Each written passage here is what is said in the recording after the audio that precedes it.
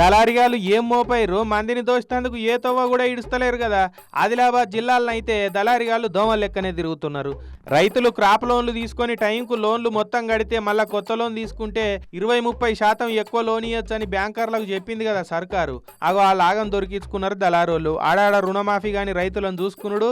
మీ పాత లోన్ పైసలన్నీ మేము కడతాం, మళ్ళీ కొత్త లోన్ వస్తుంది కదా, నీ లోన్ కట్టిన పైసలు మేము తీసుకుంటాం, కడమ పైసలు నీకు ఇస్తాం, అట్లనే ఎక్కువ లోన్ ఇప్పించినందుకు మాకింత కమిషన్ ఇవ్వాలని రైతులను మత్పరిచి దండుకునుడు పెట్టిరట. లోన్ బట్టి 10,000 నుంచి 50,000 దాకా తీసుకుంటురట. ఇక ఈ సంగతి పోలీసు వాళ్ళకి తెలిసి ఆ దళారిగాలను దొరకబడుతందుకు మంచిగానే రైతులు లెక్కనే పంచెలు కట్టుకొని కండువాలు వేసుకొని బ్యాంక్ కాడికి పోయి కూర్చున్నారు. ఇక దళారిగాలు వీళ్ళ దగ్గరకు వచ్చి ఏమైందే అన్న, ఏ ఊరు, లోన్ కావాలన్నా, అరే మనం ఉన్నాం కదా ఇప్పిస్తాం తీ, ఏ బ్యాంక్ మేనేజర్ మనకు తెలిసినోడే, మనం ఎంత చెప్తే అంత అని మాటలలో పెట్టి మత్పరిస్తుంటే అయితే పోలీసు వాళ్ళు మీరేరా మాకు కావాల్సింది అని చెప్పి రెడీ హ్యాండెడ్గా దొరకబట్టిరు.